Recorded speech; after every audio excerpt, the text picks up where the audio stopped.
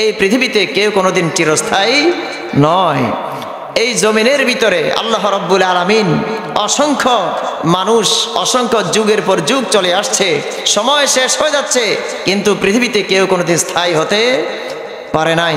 এই জন্য আল্লাহ রাব্বুল আলামিন আমাদেরকে যে হায়াত দিয়েছেন, জিন্দেগি দিয়েছেন, এই জিন্দেগির ভিতরে আমাদেরকে থেকেই দুনিয়াতে আমল করতে হবে এবং আখিরাতের পুঁজি আমাদেরকে গ্রহণ করতে হবে ইনশাআল্লাহ। তার কারণ হচ্ছে রাসূল করিম সাল্লাল্লাহু আলাইহি ওয়াসাল্লাম তার সিরাতের ভিতরে দেখা যাচ্ছে আল্লাহর নবী সাল্লাল্লাহু আলাইহি ওয়াসাল্লাম তিনি তার মেয়ে ফাতেমা রাদিয়াল্লাহু তাআলা আনহাকে উদ্দেশ্য করে বলেছেন যে, হে মুহাম্মাদের মেয়ে ফাতেমা, কিয়ামতের ময়দানে মুহাম্মাদের মেয়ে হিসাবে তোমার কোনো ফয়সালা হবে না। আল্লাহু আকবার। রাসূল সাল্লাল্লাহু আলাইহি ওয়াসাল্লাম কলিজার টুকরা মেয়ে তার মেয়ে ফাতেমা রাদিয়াল্লাহু তাআলা আনহাকে উদ্দেশ্য করে বলেছেন, হে মুহাম্মাদের মেয়ে ফাতেমা, তুমি মুহাম্মাদের সম্পদ থেকে যা কিছু গ্রহণ করতে পারো, কিন্তু কাল কিয়ামতের ময়দানে আমি তোমার কোনো উপকারে আসব না। আল্লাহু আকবার।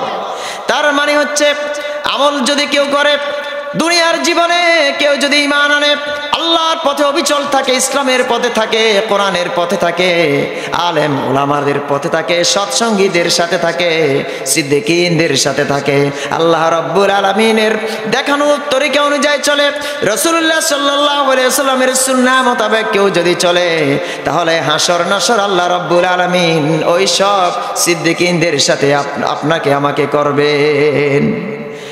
আমার ভাইরা, এই জন্য রাসূল করিম সাল্লাল্লাহু আলাইহি ওয়াসাল্লাম তিনি বুঝাতে চাচ্ছেন, কাল কিয়ামতের ময়দানে আমল ব্যতীত দুনিয়ার কোনো মানুষ সেদিন সুদ ঘুষ আর সম্পদের লোভ দিয়ে কোনো ফেরেশতাকে সেদিন তার হাতের কাছে আনতে পারবে না। অর্থাৎ সে ঘুষ দিয়ে, সুদ দিয়ে, টাকা পয়সা দিয়ে, সম্পদ দিয়ে, কোনো কিছু দিয়ে কাল কিয়ামতের ময়দানে সেদিন আতাত করা যাবে না।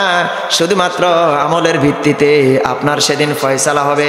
যার আমলটা ভালো হয়ে যাবে সেদিন আল্লাহ তাকে জান্নাত দেবেন, আর যার আমলটা খারাপ হয়ে যাবে, দুনিয়ার জীবনে সে টেন্ডারবাজি করেছে, চাঁদাবাজি করেছে, মানুষদেরকে কষ্ট দিয়েছে, জুলুম করেছে, অত্যাচার করেছে, অপরের জমিন দখল করেছে, অপরের উপর অত্যাচার করেছে, সমাজের মানুষদেরকে কষ্টে দিয়েছে, দেশের মানুষদেরকে কষ্ট রেখেছে, ওই জুলুমবাজরা কাল কিয়ামতের ময়দানে ক্ষতিগ্রস্ত হয়ে যাবে।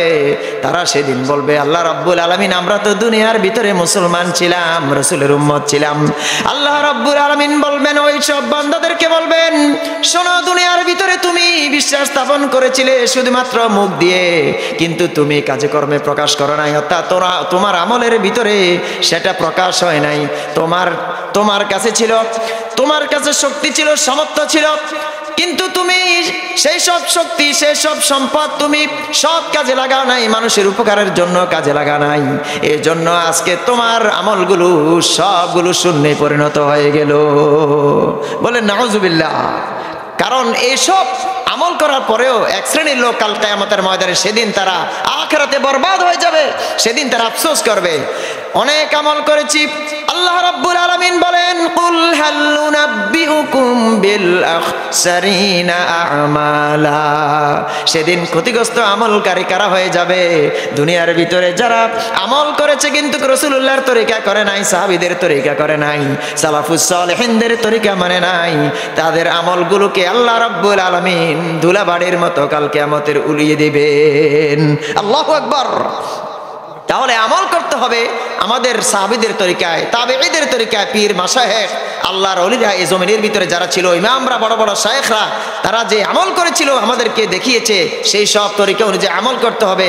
এই ছাড়া পৃথিবীর কোনো মানুষের তরিকা বানানো পথ, মত, তরিকা এই জমিনের ভিতরে কোনোদিন স্থায়ী হতে পারে না এবং অনুসরণীয়, অনুকরণীয় আদর্শ হতে পারে না। ঠিক কিনা বলেন সবাই? আমার ভাইরা, এই যে হিলফুল ফুজুল প্রতিষ্ঠা করলেন আপনারা, তার কারণ হলো রাসূল করিম সাল্লাল্লাহু আলাইহি সাল্লাম যুবক যখন ছিলেন, সমাজের ভিতরে যখন দেখা যাচ্ছে অসহায় নারীদের চিৎকার, ইয়াতিম শিশুদের চিৎকার, ইয়াতিমদের চিৎকার, অসহায় মানুষদের চিৎকার, রাসূল সাল্লাল্লাহু আলাইহি ওয়াসাল্লামের অন্তরটা বিগলিত হয়ে গেল। আল্লাহর নবী সমাজের নেতৃস্থানীয় লোকদেরকে নিয়ে, সমাজের যুবকদেরকে নিয়ে, যুবক শ্রেণীর যারা রয়েছে তাদেরকে নিয়ে সংস্থা চালু করলেন। ওই সংস্থার নাম হলেন হালাফুল ফুদুল। আল্লাহু আকবার। ওইখান থেকে আপনারা নাম দিয়েছেন হিলফুল ফুদুল। তার মানে হচ্ছে ভালো ভালো কাজের জন্য আপনারা শপথ নিয়েছেন, ঠিক কিনা বলেন সবাই? কিন্তু এক শ্রেণীর মুনাফিকরা এই ভালো ভালো কাজের শপথ আপনারা নিয়েছেন, আপনাদের শপথকে বানচাল করার জন্য তারা দিন রাত 24টা ঘন্টা আপনাদের আমাদের পিছনে লেগেছে, ঠিক কিনা? কিন্তু যাকে সম্মান দেওয়ার মালিক পৃথিবীর কেউ অসম্মান করতে পারে না। আবার কাউকে যদি আল্লাহ অসম্মান করেন পৃথিবীর কোনো মানুষ সম্মান দিতে পারে না। তার কারণ হলো আল্লাহর নবী সাল্লাল্লাহু আলাইহি ওয়াসাল্লাম তিনি যখন মক্কার ভিতরে ছিলেন, নবী করিম সাল্লাল্লাহু আলাইহি ওয়াসাল্লাম কোরআনকে প্রচারের জন্য তিনি সমাজের ভিতরে দৌড়েছেন, ময়দানে দৌড়িয়েছেন, বাড়ি বাড়ি দৌড়িয়েছেন। সমাজের ভিতরে প্রত্যেকটা বাড়ি বাড়ি কোরআনের আওয়াজকে তিনি উঠাতে চেয়েছেন। এক শ্রেণীর মুনাফিক ছিল, কাফের বেঈমান ছিল, রাসূল সাল্লাল্লাহু আলাইহি ওয়াসাল্লামের কণ্ঠকে তারা শেষ করে দিতে চেয়েছিল। ওই সময়ের ভিতরে রাসূল সাল্লাল্লাহু আলাইহি ওয়াসাল্লামকে হত্যা করার জন্য ষড়যন্ত্র করছিল মক্কার নেতৃস্থানীয় কাফের বেঈমানেরা, দুর্দর্শ ডাকাতরা।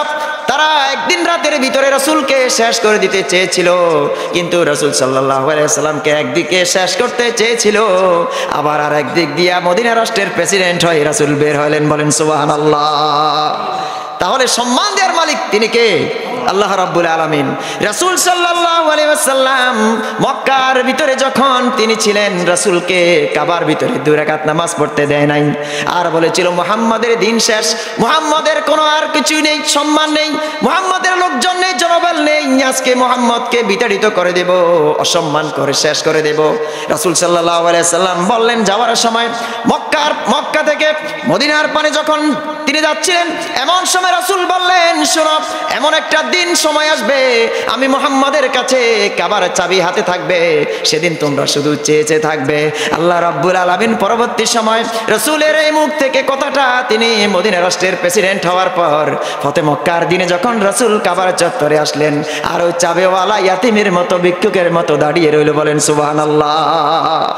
রাসূল সাল্লাল্লাহু আলাইহি ওয়াসাল্লাম তিনি বুঝাতে চেয়েছেন, তিনি কিন্তু মারামারি করেন নাই। প্রথম জীবনে রাসূল জিহাদের জন্য প্রস্তুতি গ্রহণ করেন নাই, শুধু মার খেয়েছেন, ষড়যন্ত্র অত্যাচার সহ্য করেছেন। যখন ষড়যন্ত্র করতে করতে দেওয়ালে পিঠ ঠেকে গেল, মদিনা রাষ্ট্রের ভিতরে আল্লাহ রাব্বুল আলামিন জিহাদের আয়াত নাজিল করে দিলেন। বলেন সুবহানাল্লাহ।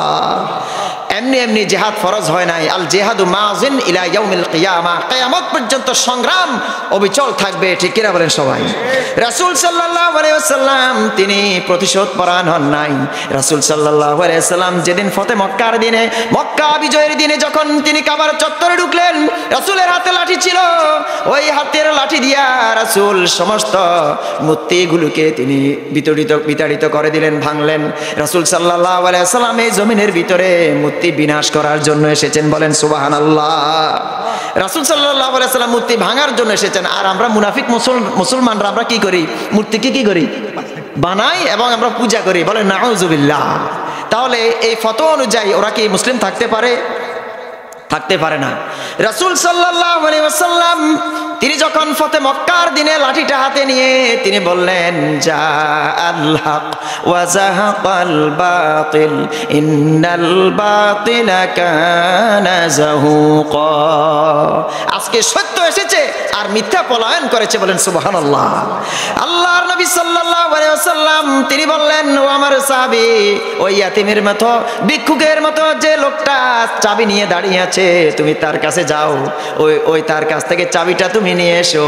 ওই ইয়াতিমের মতো যিনি দাঁড়িয়ে আছে, চাবিওয়ালা বলতেছে, তিনি ভাবতেছে, মনে করতেছে আজকে রাসূল মুহাম্মদ আমাকে তরবারি দিয়া কি করে দিবে? শেষ করে দিবে। কারণ যখন রাসূল হিজরতের সময় চলে গিয়েছিল, ওই সময় আমি মুহাম্মদকে অপমান করেছি, গালাগালি করেছি। আজকে নিশ্চিত মুহাম্মদের দিন এসেছে, মুহাম্মদ আমাকে কতল করে দিবে। কিন্তু দেখা গেল ওই সাহাবীকে নির্দেশ দিলেন শুধু চাবি আনার জন্য। রাসূল হাতে চাবি নিলেন, কিন্তু রাসূল তাকে প্রতিশোধ পরায়ণ হয়ে শুধু তাদের প্রতি নোটিশ জারি করে দিলেন, লা তাসরিবা আলাইকুমুল ইয়াউম, হে মানুষ সকল, আমি তোমাদেরকে আল্লাহর ওয়াস্তে ক্ষমা করে দিলাম, বলেন সুবহানাল্লাহ। হযরত ইউসুফ আলাইহিস সালামকে যখন হিংসা বশবর্তী হয়ে তার ভাইরা হিংসা করে যখন সুড়ঙ্গের ভিতরে ফেলে দিয়েছিল, হিংসার কারণে তার ভাইরা জলে পড়ে মারা যায়, তখন তিনি সুড়ঙ্গের ভিতরে যখন আটকে পড়া ছিলেন, আল্লাহ রাব্বুল আলামিন হযরতে ইউসুফ আলাইহিস সালামকে একদিকে সুড়ঙ্গে ফেলে দিলেন, আর একদিকে হযরতে ইউসুফ আলাইহিস সালামকে মন্ত্রী বানিয়ে দিলেন, বলেন সুবহানাল্লাহ। তাহলে সম্মান দেওয়ার মালিক তিনি কে? আল্লাহ রাব্বুল আলামিন। আমার ভাইরা, রাসূল যখন চাবিওয়ালাকে চাবি দিতে বললেন, সাহাবী চাবি নিয়ে আসলো, আল্লাহ পাক অর্ডার দিলেন, আয়াত নাজিল করে দিলেন, হে রাসূল, যার কাছ থেকে চাবি নিয়ে এসেছেন কাবার, আপনি ওই চাবিওয়ালাকে আবার চাবিটা ফেরত দিয়ে দেন, বলেন সুবহানাল্লাহ। আল্লাহ তাআলা এইভাবে মীমাংসা করে দিলেন, সুবহানাল্লাহ। ইসলাম কখনো প্রতিশোধ পরায়ণ হয় না, তবে জুলুম করতে করতে, মার খেতে খেতে যখন তাদের দেওয়ালে পিঠ থেকে যায়, আল্লাহর আয়াত এসেছে, আপনি সংগ্রামে নেমে পড়েন, জিহাদে নেমে পড়েন, বলেন সুবহানাল্লাহ। আমার ভাইরা, আজকে চেচনিয়া, বসনিয়া, ফিলিস্তিন বলেন, আরাকান বলেন, মায়ানমার বলেন, বার্মা বলেন, পৃথিবীর বিভিন্ন দেশে দেশে মুসলমানদেরকে মুসলমান নামে, শুধুমাত্র তাদেরকে মুসলমান নাম ধারণ করার জন্য, আল্লাহর উপরে বিশ্বাস স্থাপন করার জন্য তাদেরকে এইভাবে জুলুম অত্যাচার করে শেষ করে দেওয়া হচ্ছে। এই জন্য গোটা পৃথিবীর তাওহীদি মুসলিম বিশ্ব যদি এক হয়, তাহলে কোনো কাফের বেঈমান একজন মুসলিমকেও নির্যাতন করতে পারে না, ঠিক কি না? এই জন্য মুসলমানদেরকে একতাবদ্ধ থাকতে হবে, ঐক্যবদ্ধ থাকতে হবে। এই জন্য আল্লাহ রাব্বুল আলামিন বলেন, ওয়াতাসিমু বিহাবলিল্লাহি জামিআ, সংঘবদ্ধভাবে আল্লাহর রশিকে তোমরা আঁকড়ে ধরো। সেই আল্লাহর রশির নাম হচ্ছে ইসলাম। সেই আল্লাহর রশির নাম কি? ইসলাম। ইসলামের ভিতরে কোন মানুষ যদি এসে যায় আর সে যদি আল্লাহ পাকের উপরে ভরসা করে, কোরআনের পথে চলে, নবীর পথে চলে, সাহাবীদের পথে চলে, পীর মাশায়েখ আল্লাহর ওলিদের পথে চলে, তাহলে জান্নাতে যাওয়ার জন্য যিনি রাস্তা সহজ করে দিবেন তিনি কে? বলেন সবাই। আল্লাহ তাআলা সহজ করে দিবেন। প্রিয় ভাই সব, আমাদের এই যে আমরা মানুষ, আমাদের তো মৃত্যুবরণ করতে হবে, আমরা এখানে কেউ থাকবো না। আমাদের স্টেজের ভিতরে আপনারা সম্মান যাদেরকে দিয়েছেন, আর আপনারা শ্রোতা যারা বসে আছেন, একজনও আপনারা পৃথিবীতে থাকবেন? আমরা কি থাকবো? কেউ থাকবো না। সুতরাং মানুষ যখন মারা যায়, মাইয়িতের জন্য দোয়া করতে হবে, কিন্তু দেখা যায় গরম বাজার বিভিন্ন দরগা খুলে গিয়ে সেখানে মানুষ ওসিলা তালাশ করে, বলেন নাউজুবিল্লাহ। ওসিলা তালাশের জন্য আল্লাহ রাব্বুল আলামিন কোরআন দিয়া দিলেন, রাসূল করিম সাল্লাল্লাহু আলাইহি সাল্লাম তার জীবন আদর্শ দিয়া দিলেন কিভাবে তালাশ করতে হবে। ওয়াবতাগু ইলাইহিল ওয়াসিলা, আল্লাহর নৈকট্য লাভের জন্য তোমরা ওসিলা তালাশ করো। সেই ওসিলা কোনো গরম মাজার নয়, বলেন সুবহানাল্লাহ। সেই ওসিলা কোনো মাজার নয়, সেই ওসিলাটা হচ্ছে আমরা কোরআনের পথে থাকবো, রাসূলের সুন্নাহর পথে থাকবো ইনশাআল্লাহ। আমার ভাইরা, এই জন্য মানুষ যখন মারা যায়, আপনি মানুষ মারা গেলে তার কবরের সাথে দুইটা জিনিস সম্পর্ক থাকে। একটা হচ্ছে সালাম, দোয়া, আর ওই মৃত ব্যক্তির জন্য আপনি দান সদকা করবেন, বলেন সুবহানাল্লাহ। এছাড়া আপনার মৃত ব্যক্তির সাথে আর কোনো সম্পর্ক নাই, ঠিক কিনা বলেন সবাই? এই জন্য আকীদা পরিষ্কার থাকতে হবে। আপনার যদি আকীদাই পরিশুদ্ধ না থাকে, আপনি যতই নামাজ পড়েন, যতই আপনি আমল করেন, ওটা কোনো আপনার আল্লাহর দরবারে কোনো কাজে লাগবে না। কারণ বিশুদ্ধ আকীদা, সহিহ আকীদা যদি কেউ পোষণ করে, সে অনুযায়ী আমল করে, ওই আমলটাই আল্লাহ দরবারে কাল কিয়ামতে কাজে লাগবে ইনশাআল্লাহ। আমার ভাইয়েরা, মুসলিম শরীফের হাদিসে এসেছে, আল্লাহর নবী সাল্লাল্লাহু আলাইহি ওয়াসাল্লাম বলেন, যখন মানুষ মারা যায় তখন তার আমল সব বন্ধ হয়ে যায়। মানুষ যখন মারা যায়, আপনি যদি তার কাছে বলেন কোরআন পড়ো, হাদিস পড়ো, ওই মৃত ব্যক্তি কি শুনবে? বলেন সবাই, আপনারা বলেন, ওই মৃত ব্যক্তি কি শুনবে? শুনবে না। কিন্তু মৃত ব্যক্তি দুনিয়াতে যা আমল করে গেছে, ওই সব আমলগুলো সেদিন তার আখিরাতের জন্য পুঁজি হয়ে যাবে, কাজে লাগবে। তার মানে হচ্ছে সাদাকাতুন জারিয়া। কি বলেন সবাই? সাদাকাতুন জারিয়া। আরেকটি হচ্ছে এমন ইলম যার দ্বারা উপকার হয়, এমন শিক্ষক হয়েছেন আপনি, এমন ওয়াইজিন হয়েছেন আপনি, মসজিদের খতিব হয়েছেন, ইমাম হয়েছেন, শিক্ষক হয়েছেন, স্কুলের শিক্ষক হোক, মেডিকেলের শিক্ষক হোক, মাদ্রাসার শিক্ষক হোক, কোনো সমস্যা নাই। কারণ এই জমিনের ভিতরে যিনি সর্বশ্রেষ্ঠ শিক্ষক ছিলেন তিনি কে বলেন সবাই?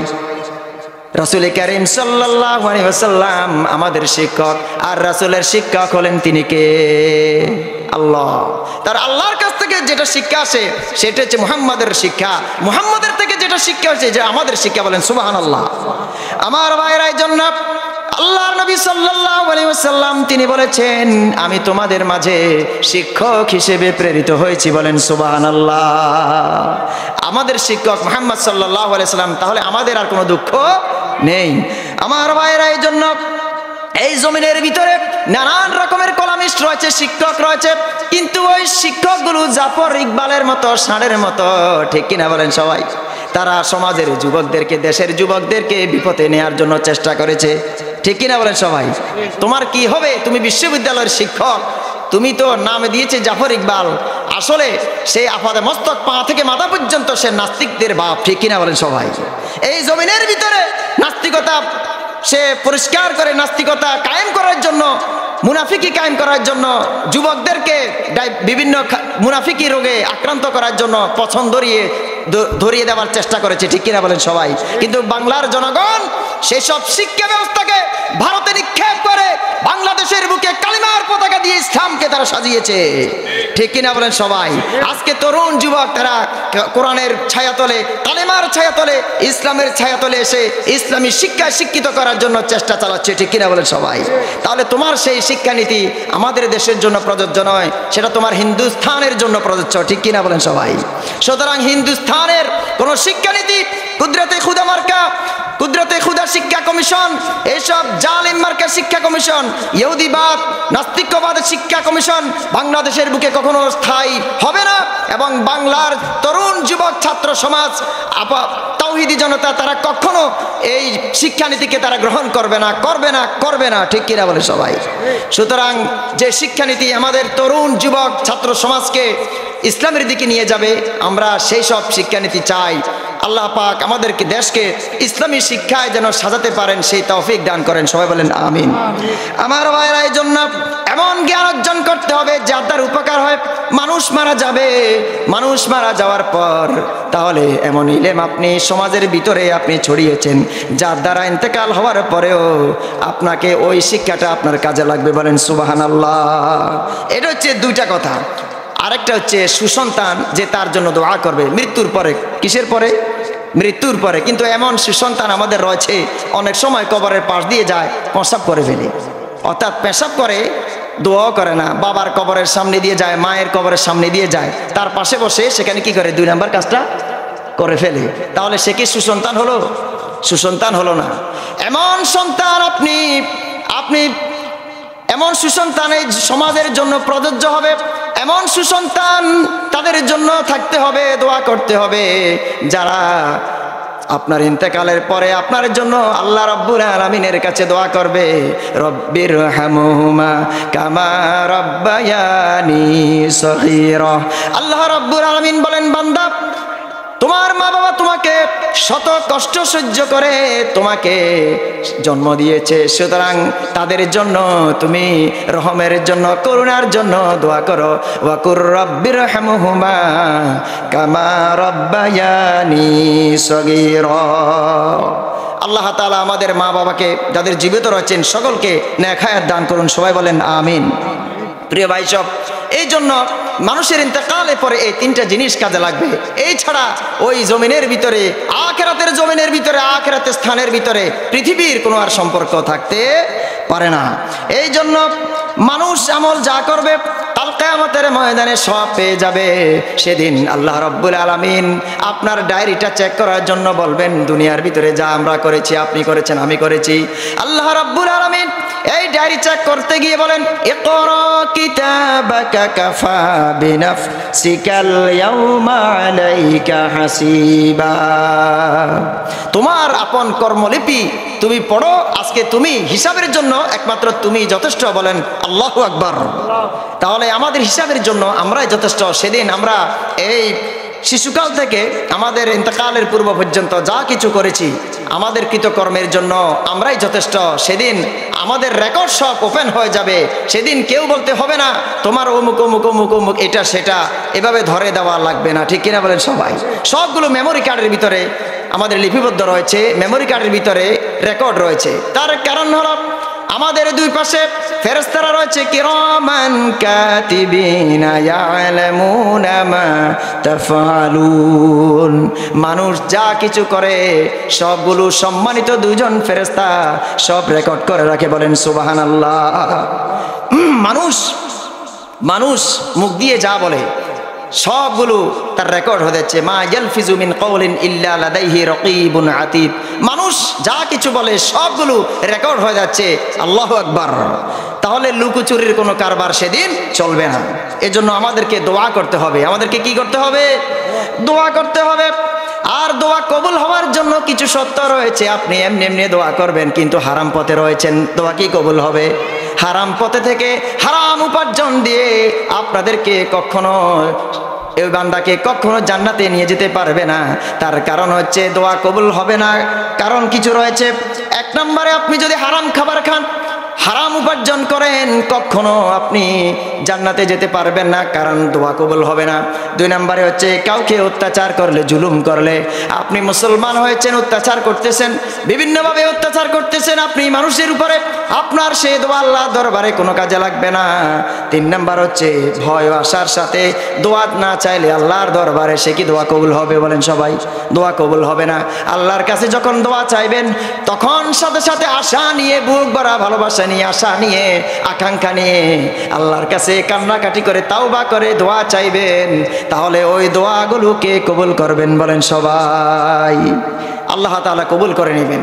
4 নাম্বার হচ্ছে কবরের কাছে গিয়ে কেউ দোয়া চাইলে দোয়া কবুল হবে না। কিসের কাছে গিয়ে? কোনো কবরের কাছে গিয়ে আপনি যদি বলেন আল্লাহ ওনার উসিলায় আমাকে আপনি অমুক জিনিস দিয়া দেন, আল্লাহ কি কবুল করবে? কবুল করবে না।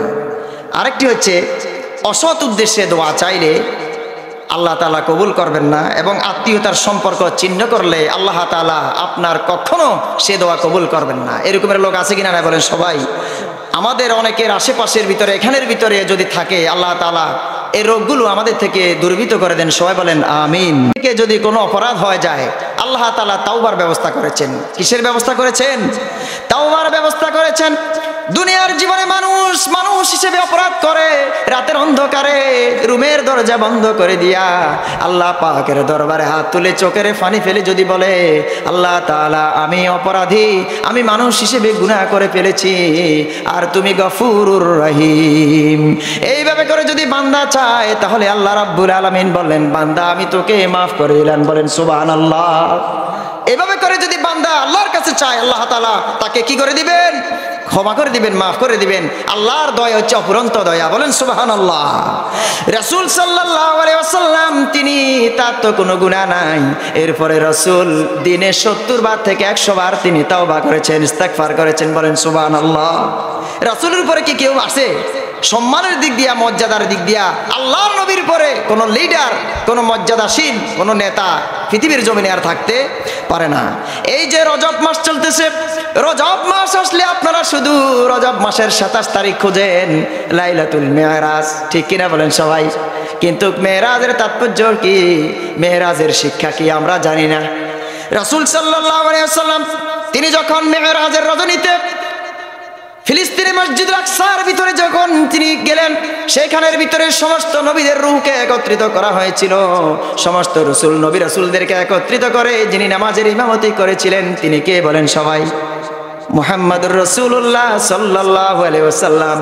তাহলে ইমামুল আইম্মা, আশরাফুল আম্বিয়া, সাইয়্যিদুল মুরসালিন, খাতামুন নবিয়্যিন মুহাম্মদুর রাসূলুল্লাহ। আল্লাহু আকবার। রাসূল সাল্লাল্লাহু আলাইহি ওয়াসাল্লাম উম্মতের জন্য সুপারিশ করবে কাল কিয়ামতের ময়দানে।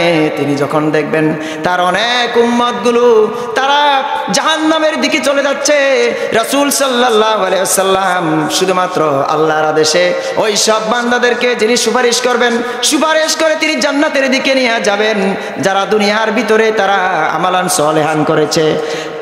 দুনিয়ার জীবনে তারা সৎকর্ম পরায়ণশীল ছিলেন, দুনিয়ার জীবনে তারা আমালান সালেহান করে জান্নাতে যাওয়ার জন্য আখিরাতের জন্য পুঁজি কামাই করেছে।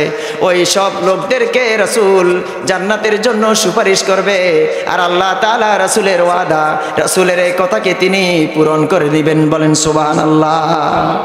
রাসূল সাল্লাল্লাহু আলাইহি ওয়াসাল্লাম তিনি তার উম্মতদের জন্য সুপারিশ করবে, কিন্তু সেই সব উম্মত যারা দুনিয়ার ভিতরে পাপাচার ছিল, পাপিষ্ঠ ছিল, ইহুদিদের সাথে খ্রিস্টানদের সাথে উঠা বসা করত, আল্লাহ তাআলার নাফরমানি করত, সমাজের ভিতরে কোরআন প্রতিষ্ঠার বদলে নাস্তিক্যবাদী চেতনা প্রতিষ্ঠা করার জন্য তারা চেষ্টা করেছিল, ওই সব বান্দারা সেদিন তারা ক্ষতিগ্রস্ত হয়ে যাবে। বলেন নাউযুবিল্লাহ।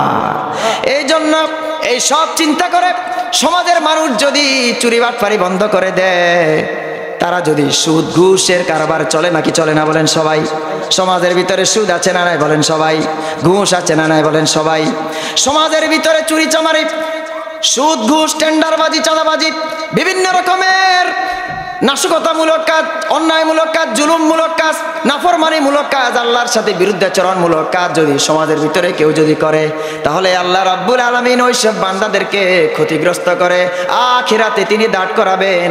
আর সেদিন যতই বলুক আমি মুসলমান ছিলাম, রাসূলের উম্মত ছিলাম, আমি শবে বরাত, শবে মেরাজে বিভিন্ন রকমের অনুষ্ঠান করতাম, কিন্তু আজকে আমাকে কেন জাহান্নামের দিকে নিয়ে যাচ্ছেন? আল্লাহ রাব্বুল আলামিন বললেন, বান্দা দুনিয়াতে যত আমল করেছিলে সেদিন ওই সব আমল আজকে তোমার কোনো কাজে লাগে নাই, কারণ তুমি মানুষকে দেখানোর জন্য আমল করেছিলে, তুমি মানুষকে সওয়াব করানোর জন্য, মানুষকে দেখানোর জন্য করেছিলে, আর সমাজের ভিতরে, দেশের ভিতরে ফাসাদ করার জন্য করেছিলে। কিন্তু তোমার আজকে তোমার দুনিয়ার যে শক্তি সামর্থ্য এই আখিরাতের জমিনে 2 পয়সারও কোনো কাজে লাগলো না। বলেন নাউযুবিল্লাহ। সেদিন তারা ক্ষতিগ্রস্ত হয়ে যাবে, ওই সব বান্দারা তারা ক্ষতিগ্রস্ত হয়ে যাবে, তারা যারা দুনিয়ার জীবনে আল্লাহর নাফরমানি করেছে, রসুলের বিরুদ্ধাচরণ করেছে, রসুলের তরিকাকে তারা বিরুদ্ধাচরণ করে, রসুলের তরিকাকে তারা গালি দিয়েছে, সাহাবীদের তরিকাকে গালি দিয়েছে, কোরআন প্রতিষ্ঠার বদলে তারা নাস্তিক্যবাদ প্রতিষ্ঠা করতে চেয়েছিল। ঠিক কিনা বলেন সবাই? তারা সেদিন লজ্জিত হয়ে যাবে, আফসোস করতে থাকবে, আহা আল্লাহ রাব্বুল আলামিন দুনিয়ার জীবনে আমি কি সব কাজ করেছি, আজকে তো আমার কোনো উপায় নাই। আল্লাহ রাব্বুল আলামিন সেদিন আহকামুল হাকিমিন হিসেবে, ন্যায় বিচারক হিসেবে তাদেরকে জাহান্নামক নামক আগুনে নিক্ষেপ করবেন। ঠিক না? জাহান্নাম অত্যন্ত কঠিন জায়গায়, সে আগুনে নিক্ষেপ করবেন। এই জাহান্নাম থেকে আল্লাহ তাআলা আমাদের সকলকে তিনি যেন বাঁচিয়ে দেন। সবাই বলেন আমিন। সম্মানিত উপস্থিতি, এরপরে পরবর্তী পয়েন্ট ছিল দোয়া কবুল হওয়ার কথা, যেগুলো আলোচনা চলছিল। 4 অবস্থায় দোয়া কবুল হয়। কয় অবস্থায় দোয়া কবুল হয়? 4টি অবস্থায় দোয়া কবুল হয়। 1 নম্বর হচ্ছে সফর অবস্থায়। কেউ যদি মুসাফির হয়, আল্লাহর কাছে তিনি যদি চান, তাহলে আল্লাহ রাব্বুল আলামিন তার দোয়াগুলোকে তিনি কবুল করে নেবেন ইনশাআল্লাহ। 2 নম্বর হচ্ছে রোজা রাখা অবস্থায়। এই যে রজব মাস চলতেছে, শাবান মাস চলবে, এরপরে মুসলমানদের প্রিয় মাস রমাদান, কাঙ্ক্ষিত মাস চলে আসবে। এই রমাদান মাসের কেউ যদি রোজা রেখে আল্লাহর কাছে কেউ যদি চায়, আল্লাহ রাব্বুল আলামিন তার পিছনের সমস্ত গুনাহগুলো তিনি মাফ করে দেবেন ইনশাআল্লাহ। 3 নম্বর হচ্ছে মাজলুম ব্যক্তির দেওয়া। কোনো ব্যক্তি যদি দেশীয়ভাবে, বৈশ্বিকভাবে মাজলুম হয়ে যায়, সমাজের ভিতরে ব্যক্তি মাজলুম হয়ে আল্লাহ পাকের দরবারে বলে, আল্লাহ তাআলা আমি তো মাজলুম, আমি অত্যাচারিত, এইভাবে যখন আল্লাহ পাকের দরবারে কান্নাকাটি করে, আল্লাহ তাআলা উপর থেকে আরশ থেকে বলেন, বান্দা তোর দোয়াগুলোকে আমি কবুল করে নিলাম। বলেন সুবহানাল্লাহ। এই জন্য মাজলুম ব্যক্তির দোয়া তীরের মতো কাজ করে। কেউ যদি মাজলুমকে, এই মানুষকে, কোনো ব্যক্তিকে অত্যাচার করে, মাজলুম অসহায় অবস্থায় সে যখন কান্নাকাটি করে আল্লাহর কাছে চায়, আল্লাহ তাআলা তার চোখের পানিকে তিনি বৃথা যেতে দেন না। বলেন সুবহানাল্লাহ। অসংখ্য মাজলুম ব্যক্তি এই জমিনের ভিতরে শুয়ে আছে। ঠিক কিনা বলেন সবাই? কাউকে ফাঁসি দেওয়া হয়েছে, কাউকে অন্যায়ভাবে দুনিয়া থেকে বিদায় করে দেওয়া হয়েছে, গুম খুম করে তাদেরকে শেষ করে দেওয়া হয়েছে। বিভিন্ন কলেজ, ইউনিভার্সিটি, মাদ্রাসা, বিভিন্ন কলামিস্ট, বিভিন্ন সাংবাদিক, বিভিন্ন রকমের তাওহীদি জনতা যারা সোচ্চার ছিল, ইসলামের পক্ষে ছিল, দেশের মানুষের পক্ষে ছিল, দেশের পক্ষে ছিল, দেশকে ভালোবেসে যখনই তারা মাথা উঁচু করে দাঁড়িয়ে যেত, তাদেরকে জমিন থেকে তাদেরকে নিঃশেষ করে দেওয়া হয়েছে। ঠিক কিনা? ওই সব মাজলুম ব্যক্তিরা আল্লাহর আদালতে সেদিন দাঁড়িয়ে যাবে। তাদের গলার ভিতরে রশির চিহ্ন, মাথার ভিতরে আঘাতের চিহ্ন, চোখ নাই, হাত নাই, পা নাই, আঙ্গুল নাই, তাদের শরীরের অঙ্গ প্রত্যঙ্গগুলো খণ্ড বিখণ্ডিত হয়ে কোথায় চলে গিয়েছে তারা নিজেও জানে না। ওই সব বান্দাগুলি, মাজলুম ব্যক্তিগুলো আল্লাহ পাকের দরবারে দাঁড়িয়ে যাবে। আল্লাহ তাআলা বলবেন, তোমাদের এই কি অবস্থা? তারা বলবে, রব্বুল আলামিন, এই জমিনের ভিতরে তোমার কথা বলেছি, রাসূলের সুন্নাহর কথা বলেছি, সাহাবীদের সুন্নাহর কথা বলেছি, কোরআনকে প্রতিষ্ঠার জন্য সংগ্রাম করেছিলাম, ফাইট করেছিলাম, লড়াই করেছিলাম, এই জন্য বিরুদ্ধবাদীরা আমাদেরকে এই অবস্থা করেছে। আল্লাহ পাক বলেন, বান্দা তোদেরকে আমি মাফ করে শহীদদের সর্বোচ্চ স্থান দিয়ে দিলাম। বলেন সুবহানাল্লাহ। তাহলে শহীদদের মর্যাদা যারা পেয়েছে তাদের আর কোনো দুঃখ থাকতে পারে না। আল্লাহ তাআলা তাদের সব গুনাহগুলো তিনি মাফ করে দিবেন। সুবহানাল্লাহ।